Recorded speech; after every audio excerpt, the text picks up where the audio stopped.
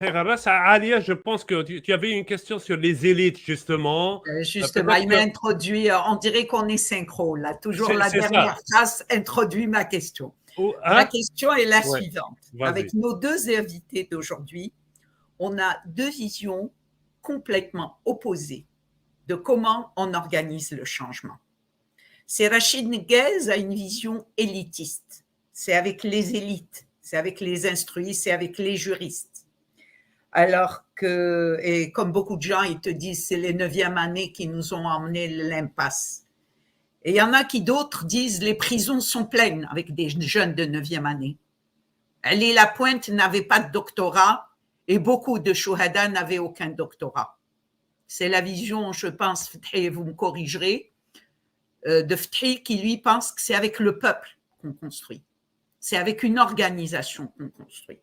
Alors, ces deux visions sont complètement opposées. Est-ce que chacun de vous peut la synthétiser pour que je ne déforme pas votre vision des choses et que chacun me dise ce qu'il pense de la vision de l'autre? Et merci. C'est Rachid Nekaz, allez-y. Oui, Madame Alia. Vous savez, c'est étonnant ce que vous dites. Vous me percevez comme, on va dire, un homme politique élitiste, alors que depuis 2013 jusqu'en 2019, j'étais considéré comme un candidat populaire. Vous savez, j'ai marché 3124 kilomètres à travers les déserts, les montagnes, les plaines algériennes, en rencontrant les femmes, les hommes, les enfants, les jeunes dans les villages algériens, avec un discours extrêmement simple, précis, avec des slogans tout à fait compréhensible par tout le monde, non à la mafia des 40 voleurs, la fin du service militaire, non à la corruption. Et par un coup de baguette magique, je suis passé de l'homme politique populaire à l'homme politique élitiste. Vous savez, j'ai les deux dimensions. Vous savez, mes parents n'ont pas été à l'école. Mes parents, analphabètes. Je vis dans un village en Algérie. Il n'y a aucun homme politique algérien. Vous pouvez tous les énumérer, il n'y en a pas un seul. Mais je sais où placer le curseur. Vous savez que lors de ma campagne présidentielle de 2014 et surtout de 2019, il y a eu des dizaines de milliers de jeunes, les niveau première année, 4e année, 9e année, les Daroufia Fera.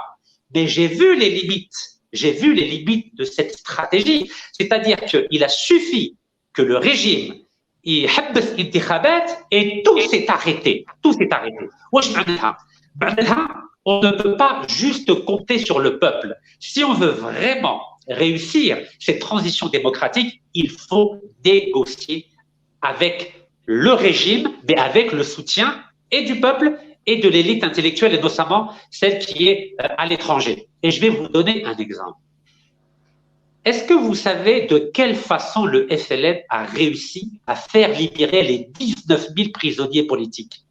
Il ne les a pas libérés par l'harb, il ne les a pas libérés par l'slah, il les a libérés grâce aux négociations des accords d'Évian, notamment avec Balqassem Krib et Mohamed Siddiq Ben Yahya. C'est par la négociation qu'on a libéré les prisonniers politiques du FLN, et je crois que ça sera aussi par la négociation qu'on réussira à libérer les 270 prisonniers politiques qu'il y a aujourd'hui dans les prisons algériennes. Donc moi, j'ai une double perception populaire, perception élitiste, avec un seul objectif, négocier avec le pouvoir une sortie de crise pour installer étape par étape, douga douga, un état de droit démocratique, Inch'Allah. Smahli, juste une petite question, hein, je m'excuse. Pensez-vous que Mohamed Siddiq Ben Yahya ou la Karim Belqasem ou toute la délégation d'Évian aurait eu le droit de s'asseoir à la table si Makanouch Mitin, les paysans ou les pauvres qui n'avaient souvent un alphabet moudjahidine à travers le territoire? Parce que j'essaye de vous dire cette relation dialectique entre les deux. Oui, je suis d'accord. Moi, je suis pour un hirak intikhabi. Ça veut dire quoi, hirak intikhabi? Il faut demander au peuple ce qu'il peut faire. Qu'est-ce qu'il peut faire le peuple? Il peut aller voter en décembre 2024, mais le peuple ne peut pas sortir dans la rue où il gabelle le djish ou la police. Ça non, sinon باش يصرالو يكمل في الحبس ولا يقتلوه كما صرا مع الفيس والجيه 200 000 Algériens ماتوا et 18 000 مفقودين 18 000 disparus. Je ne veux pas reproduire l'erreur de Fils entre 1992 et 2000. J'aimerais qu'on tire les leçons du Fils avec une stratégie électorale qui ne soit pas radicale, ou pour utiliser un terme que préfère Rona Fetri, qui ne soit pas extrémiste. Voici l'objectif que je vise avec 2024 en créant une synergie entre le peuple qui va voter et l'élite qui va le guider, Inch'Allah.